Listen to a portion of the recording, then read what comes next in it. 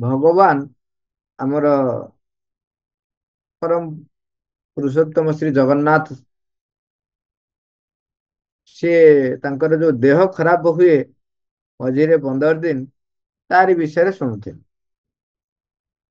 ସିଏ ସେଠି କହୁଛନ୍ତି, ମାନେ ବର୍ଣ୍ଣନା ହେଇଥିଲା, ଜଣେ ଭକ୍ତ, ତାଙ୍କ ନାଁ ହଉଛି ମାଧବ ଦାସ।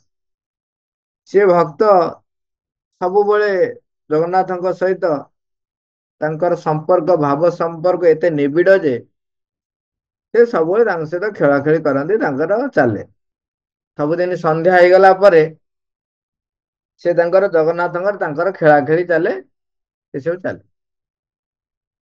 ଦିନେ ମାଧବ ଦାସଙ୍କୁ ଦେହ ଖରାପ ହେଇଛି, ସେ ଆଉ ଯାଇନାହାନ୍ତି ମାନେ ଜଗନ୍ନାଥଙ୍କ ପାଖକୁ। ତେଣୁ ଜଗନ୍ନାଥ ଆସି ତାଙ୍କର ଯୋଉ ଆସି ତାଙ୍କର ଖେଳ ଚାଲେ, ଚାଲି ହେଇନି। ଜଗନ୍ନାଥ ଆସି ତାଙ୍କ ଘରେ କୁଟିଆରେ ହାଜର, କୁଟୀରରେ କାଳିଆରେ ଆସି ପହଞ୍ଚିଲା, ଦେଖିଲାକୁ ମାଧବ ଦାସ ଦେହ ଖରାପ। ତେଣୁ ସେ ସେଠି ସବୁଦିନ ଆସନ୍ତି, ତାଙ୍କର ସେବା କରନ୍ତି, ତାପରେ ଜଗନ୍ନାଥ ପଳେଇ ଯାଆନ୍ତି। ଏମିତି ଚାଲିଲା, ଅନେକ ଦିନ ଧରି ତାଙ୍କର ସେବା ସେ କରିଚାଲେ। ଦିନେ ତାଙ୍କୁ ମାଧବ ଦାସ କହିଲେ, ହେଲେ ତୁମେ ସବୁଦିନ ମୋର ଏତେ ସେବା କରୁଛ, ମତେ ଋଣୀ କରିଦଉଛ ତମର। ସେଠୁ ଜଗନ୍ନାଥ କିଛି କହିଲେ।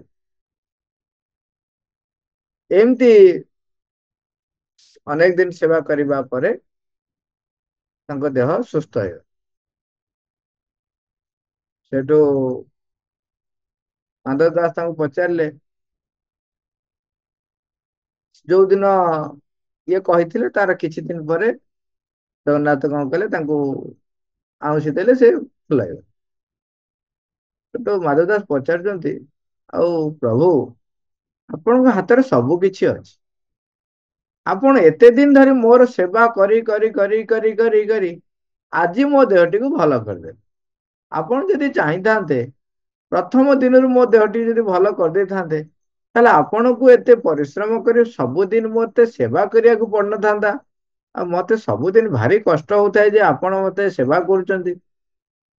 ମୁଁ ଆପଣଙ୍କ ପାଖରେ କଣ, ମାନେ ମାନେ ଭଗବାନଙ୍କ ପାଖରେ ମୁଁ ସେବା କରିବି ଭଗବାନଙ୍କର, ଭଗବାନ ମୋର ସେବା କରିବେ, ଇଏ କି କଥା? ମତେ ଏତେ ଦିନ ଧରି ତମେ କାହିଁ ସେବା କଲ, ଆଜି କାହିଁ ଦେହ ଭଲ କଲ? ତାପରେ ଜଗନ୍ନାଥ କହୁଛନ୍ତି, ଦେଖ ମାଧବ ଦାସ, ତୁମର ଯୋଉ ଦେହ ଖରାପ ହବା ସମୟରେ ତୁମର ଯୋଉ ଅନୁଭୂତି ଆବଶ୍ୟକ ଥିଲା, ତାକୁ ଆମେ ଲୋକ ବେଳେ ବେଳେ କର୍ମ ଫଳ ବୋଲି କହୁଛୁ। କିନ୍ତୁ ସେଠି ସେ କହୁଛନ୍ତି, ତୁମର ଯୋଉ ଯୋଉ ଅନୁଭୂତି, ଯୋଉ ଯୋଉ ସାମର୍ଥ୍ୟ ତୁମର ଆବଶ୍ୟକ ଥିଲା, ଯଦି ମୁଁ ପ୍ରଥମ ଦିନରୁ ତୁମକୁ ଭଲ କରିଦେଇଥାନ୍ତି, ତେବେ ତୁମେ ତାହା ପ୍ରାପ୍ତ କରିପାରିନଥାନ୍ତ। ଏହାର ପରିଣାମ ସ୍ୱରୂପ ପୁଣି ଆଉ ଥରେ ନେକ୍ସଟ ବର୍ଥରେ ତୁମକୁ ସେଇ ଅନୁଭୂତି ପାଇଁ ପୁଣି ଆଉଥରେ ଦେହ ଖରାପ ହେଇଥାନ୍ତା। ତେଣୁ ମୁଁ ତୁମକୁ ସେଥିରୁ ଭଲ କଲି ନାହିଁ, ଏତିକି ଦିନ ଧରି ତୁମର ସେବା କରିବାର ମୁଁ ସୁଯୋଗ ନେଲି।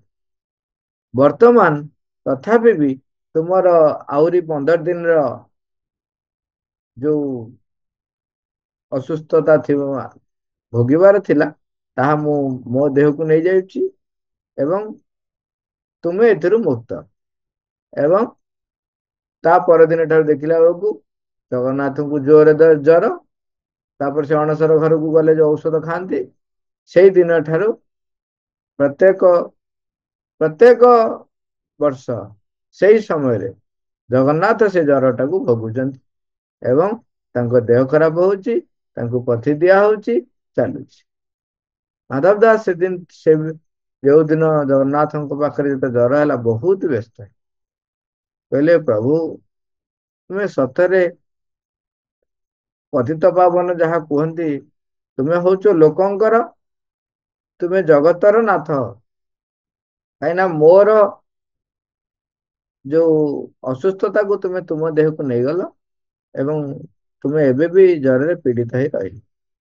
ଜଗନ୍ନାଥ ହସୁଛନ୍ତି, କହୁଛନ୍ତି, ଏଇଟା ତୋର ସବୁ ଜନ୍ମ ଜନ୍ମର ଯୋଉ କର୍ମ ଫଳ କୁହ, ବା ତୁମର ଯାହା ଭୋଗିବାକୁ ଥିଲା ତାହା ତୁମେ ଅନୁଭୂତି ପ୍ରାପ୍ତ କଲ।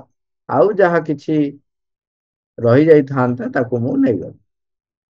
ଏଇଠି ଭଗବାନ ସବୁବେଳେ ବା ମା ସବୁବେଳେ କଣ କରନ୍ତି, ସନ୍ତାନଙ୍କର ବା ଆମ ମାନଙ୍କର ଯୋଉଟା ଶ୍ରେୟ, ଯୋଉଟା ସବୁଠାରୁ ଭଲ, ତାହା ହିଁ ଆମ ଜୀବନକୁ ସେ ସୁଯୋଗ ଦିଅନ୍ତି କାର୍ଯ୍ୟକାରୀ କରିବା ପାଇଁ।